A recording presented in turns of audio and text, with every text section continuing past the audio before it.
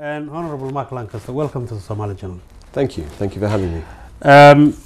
If I come straight to the questions, can you give us an update on where the proposed bill on cat is at the moment?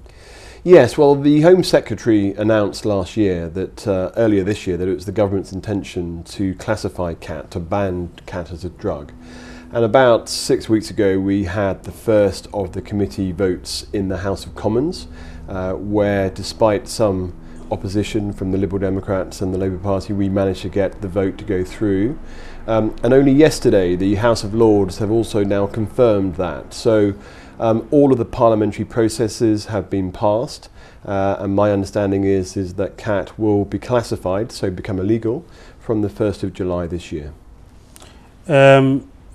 Based on the discussions on the Home Secretary and obviously the government ministers yourself, with relation to cat, what brought you, and I'm aware you've been very much leading on this cause, what brought you into this campaign in the first place? Well, I'm very proud to have a large Somali community in Milton Keynes, and it was really this community that came to me as their local MP and asked me to look at getting cat banned because of the impact it was having on families and relationships within Milton Keynes. So I took their concerns very seriously.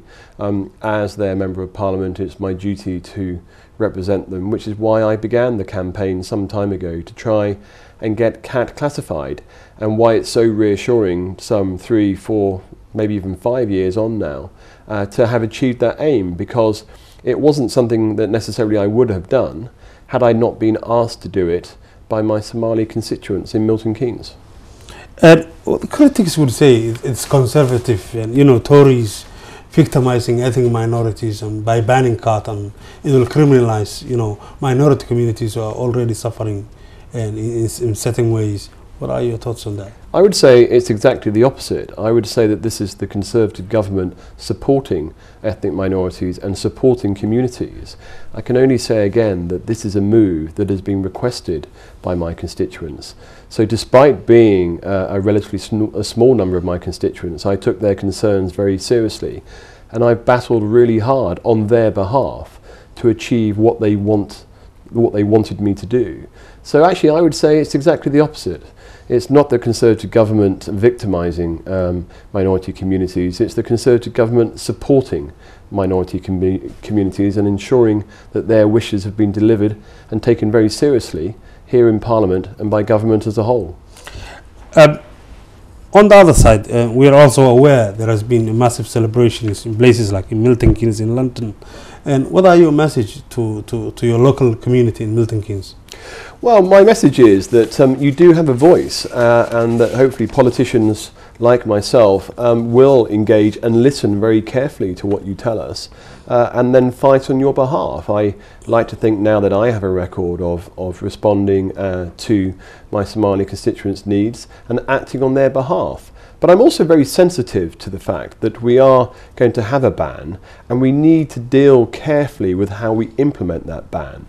So even though the ban comes in on the 1st of July, this is not going to be some heavy-handed approach with police sirens, taking a cat away from people. This is going to be a very sensitive process where we want to engage with the community to ensure that it's a gradual process where we can educate and support communities in their understanding about what will happen next, about ensuring that we have a soft, gentle approach to trying to remove cat from communities. But certainly we are not going to be heavy-handed about this. This is a process of education and transition, and we need to work very closely together to ensure that we are sensitive about how this ban is brought in.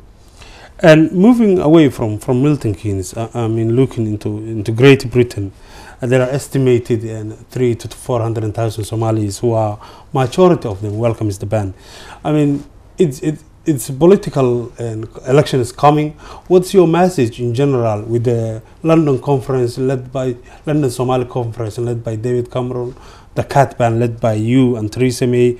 It comes across conservative is winning hearts and minds of the communities, and elections are coming. What's your message in that? Well, I think my message is quite simple, that you are as a community, you are a very valued part of this great British society.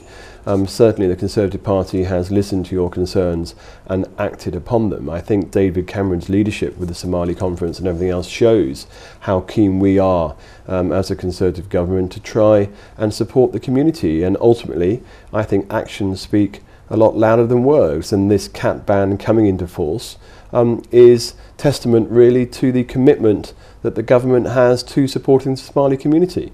Equally, I'm aware it's impossible to please all of the people all of the time, and there will be members of the community who perhaps are concerned about what this ban means. But that's why I now move to my next stage, having successfully got cat banned, which is to ensure that the implementation of the ban is done very sensitively and in full cooperation and communication with the community itself. And interestingly leads me to my next question, and talking about the Conservative leadership and David Cameron.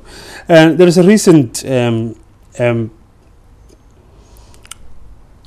survey done and shows Labour is clearly and Conservative is clearly leading in the polls. What do you think causes that? Well, I think ultimately polls are only a snapshot of the situation at any one time. But yes, for the first time in some time, the Conservative Party now seem to be ahead of the polls. But I think that is a reflection really on the fact that we have taken some pretty tough decisions over the last 2 or 3 years. But the economy is now firmly on the mend. We are seeing the UK having the highest economic growth of anywhere in the Western world. We have managed to get 2 million people into new jobs. Unemployment is at a 5-6 year low. Youth unemployment, vital I think in the Somali community, is also on its way down. And I think people are recognising that whilst it has been a tough period, the very difficult decisions taken by the Conservative government have resulted in some pretty positive moves in the economy, which of course is good for the wider community and good for the Somali community as well. And people are recognising that, which is why I think Conservative support is increasing ahead of the next general election. Coupled with that and the very serious way that we've taken concern to the Somali community, I think it's pretty clear that the Conservative Party are probably the party to support in the coming general election. And moving from there, and just coming to your interest or your role as an MP, I'm aware you are very much interested in the development of Africa. Are you working with Somali diasporas in, for example, rebuilding in Somalia, taking that initiative, or your local communities, or working in Somali diaspora in general? Indeed, I've always had an interest in Africa from my time as the Shadow Minister for the Department for International Development and working with Andrew Mitchell when he was the Secretary of State for the Department for International Development. And I think really it's a balance between representing my own constituents who live in Milton Keynes and taking their concerns seriously, but also supporting the wider Somali community through UK support to Somalia in Africa. And we are doing that, of course, through a very extensive aid programme which the British government have in Somalia at the moment, helping to produce a more stable government and a more stable country so that relationships between the UK and Somalia remain strong and the state of the country at home improves. And finally, lastly, I know, and I actually attended a huge event and organised a few years back in the Somali community in Milton Keynes, where you have been, honoured and recognised for your hard work. And in Somali tradition, and it's a very well-known said, and when men go to war, they come back as a winners, and we recognize them as sultans or community leaders. Let me give you this challenge. Would you take this challenge to come to Somali Journal Live to take questions, perhaps, and to hear the viewers and thoughts and contributions and your input on this campaign? I'd be delighted to. I think it's very important that the Somali community in the UK feel that they do have people who are prepared to champion their causes and to listen. And if I can do that by taking live questions and answers, then of course I'd be delighted to do so and look forward to it. Mark Lancaster, I look forward to meeting you on a live television next time. Thank you very much.